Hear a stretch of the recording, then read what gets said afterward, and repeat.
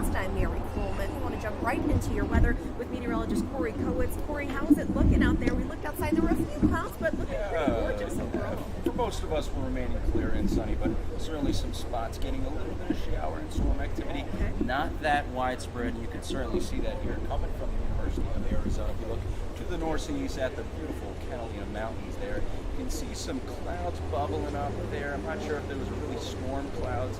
Those are more to our north and east. You can see those are the clouds you look for possible storm development, but nothing crazy. This is the radar right now. Most of our shower and storm activity is off to our east and northeast, including portions of Cochise, Graham, extreme eastern portions of Pima, a little bit going on in Santa Cruz as well. Let's go down here to the northeast of Tucson, so right at that four corners of the Canal, Pima, Santa Cruz, or Cochise, and Graham County area. The area dealing with the most widespread shower and storms that are moving off to the north and east, so super chilly.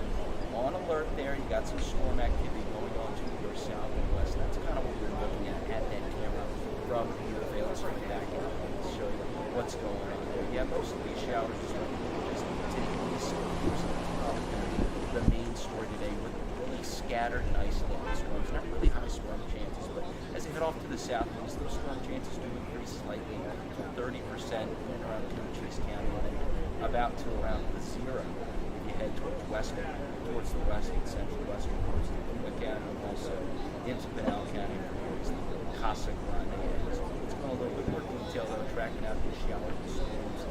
3-4 o'clock is if there is going to be showers and storms, that's when they'll be at the peak in terms of how widespread they are, but then really fizzling out quickly by around the dinnertime late rush hour with just some spots maybe and some cloud cover lingering showers, and really by the night hours in the evening, early overnight hours, we should see everything remain clear.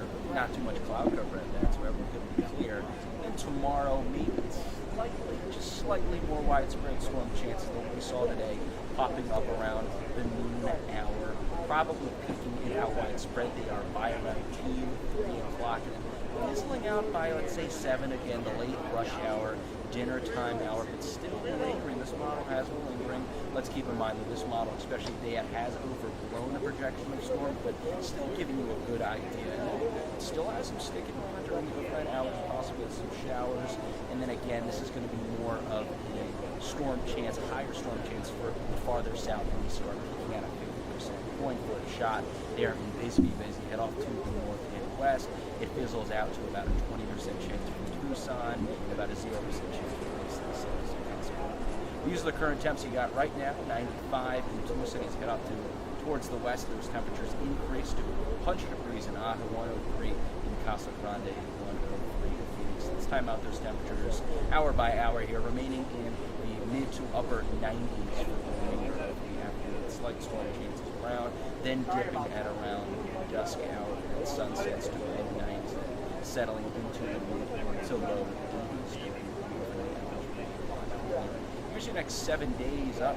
Here you can see that trend of the upward pointing temperatures all the way up to 107 for your Monday. In tame storm chances look like if there were going to be storms, they could be the most widespread on Saturday, but again, a 30% chance. So I wouldn't say that's going to be a big storm day at all. In relation to 10% for Sunday and Monday. You're wondering, look at that heat, 107. Well, here's why. So that heat dome's pretty far off to our east, so that's allowing us to be somewhat relatively cool below the triple-digit mark. But however, that heat dome's going to move back over us in the southwest, strengthen just a bit by early next week into this weekend. And that's going to provide us with a little bit of hotter temperatures, unfortunately. And that's why the National Weather Service, unfortunately, Mary, we're back to talking about some excessive heat. We're back. Hopefully this is our last one of these. But yeah, excessive heat watch is in place. So you can see this includes pretty much all of Pima County, Santa Cruz, Cochise, and Graham. And you really don't have this next designation listed. So Tucson and Phoenix and Casa Grande. Sunday through Tuesday is when this will be, as temperatures are expected to be more than 10 within this one excessive heat watch, and people are getting all their pumpkin spice stuff. It's like Tucson's just exempt. People just want to be in the fall mood. Yeah, they do. Hey, we'll let them have what makes them happy. I'm sorry, but hopefully this is the last one of the year, Mary. All right, fingers crossed. Thanks, Corey. Appreciate it. And And we want to take you to a live picture now where former President Trump is on his way to Georgia, where he will surrender on charges in the election subversion case. Again, this is a live picture from right outside the jail in Fulton County, where Trump will turn himself in. He'll be booked and presumably fingerprinted and have a mugshot taken. Trump's arrest will follow the surrender of former White House Chief of Staff Mark Meadows. Now, Meadows faces 2 charges in the case, as we know, far fewer than the 13 charges faced by the former president. He was released after posting his $100,000 bond. We are following this closely. Again, this is a live picture. You see some law enforcement, some drug-sniffing dogs out there. Maybe ATF can't really tell from this vantage point who they are, but lots of law enforcement on scene prepared for And with COVID cases back on the rise all across our country, the CDC has put together a plan for a possible masking recommendation yet again. But what could that mean for Tucson? 13 News reporter Sean Mahoney has that story. The viruses mutate. We're going to get different variants. And because we get these different variants, it means that, COVID hasn't gone away.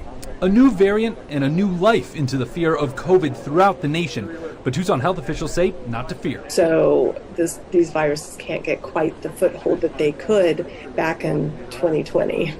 As of last week in Pima County, there were 40 cases of COVID-19 per 100,000 people and around 10 hospitalizations per 100,000 people, both below the national average. However, officials say testing data is not the same as it once was. Just given that we are seeing an uptick in cases, I would say it's much more widespread than those case numbers indicate. Without free testing, Dr. Goodrum says data may be a little more inaccurate, but even the smaller sample size, it's still clear who is affected the most by these new variants. However, it should be noted that those hospitalizations are almost exclusively in people 65 and older and predominantly unvaccinated individuals. Now, if hospitalizations were to double, then the CDC would recommend universal masking for all Tucson residents once again. The question is, will it happen? I doubt we'll get to the place where we would really need to recommend universal masking. Pima County health officials say currently masking is based on personal assessment, something they also don't see changing. In terms of masking, right now it's at an individual level.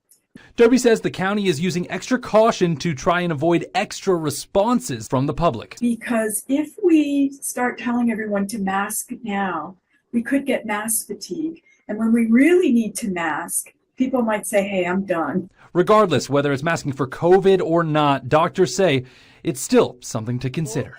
A mask is a great way to help prevent transmission. And there are a lot of viruses out there that are just as bad as COVID right now.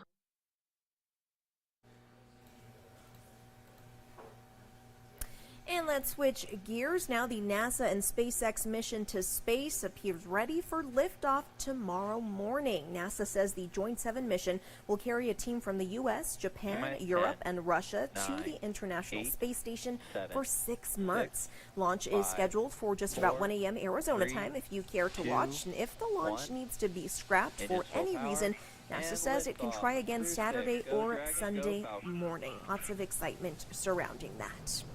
Well, thousands of college students are returning to campus at different Pima Community College campuses all across Tucson today. 13 News reporter Jack Cooper has more on what's being done to welcome them and make them feel comfortable.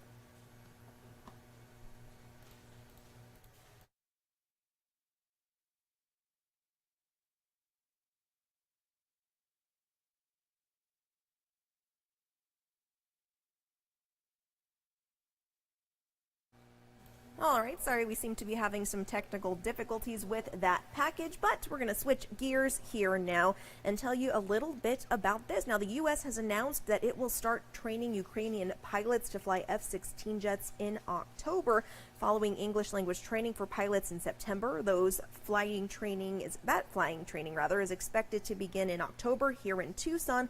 That's at Morris Air National Guard Base, facilitated by the Air National Guard's 162nd Wing. Officials said, quote, although we do not have specific numbers to share at this time in regards to how many Ukrainians will participate in this training, we do anticipate it will include several pilots and dozens of maintainers. Ukraine put forward a list of approximately 32 pilots who are ready to begin training on these fighter jets, according to a U.S. official, but most did not have a strong enough command of the English language yet, which is, of course, a necessary requirement since the jet's instrumentation and manuals are all in English. So we will absolutely keep you updated on what comes of that. Before we leave you, we want you to take a look at this. This is trending on our Facebook page right now. It looks like an ordinary sign at an intersection in Tucson, but here, let me blow this up. Look closely. See anything? You'll see country and country club is spelled wrong. It is COUNRTY. You can find this on our Facebook page. You can weigh in. I was looking at some of the comments on here. A lot of them making fun of it. And, another one said, it kind of reminded them of how people like to insert that invisible N in Wilmot. People like to say Wilmont. Yeah, we know it's Wilmot. So just a funny little post. Head on over to our Facebook page to weigh in if you would like to. And before we go, we're going to leave you with this live look outside. Right now, you can see some of those clouds rolling in, possibly some rain out there in the distance. Can't really tell. Corey has left the desk, so we're going to have to get back in touch with him and ask him what things are looking like later. Otherwise, we will see you back here at 7:30. Have a great afternoon.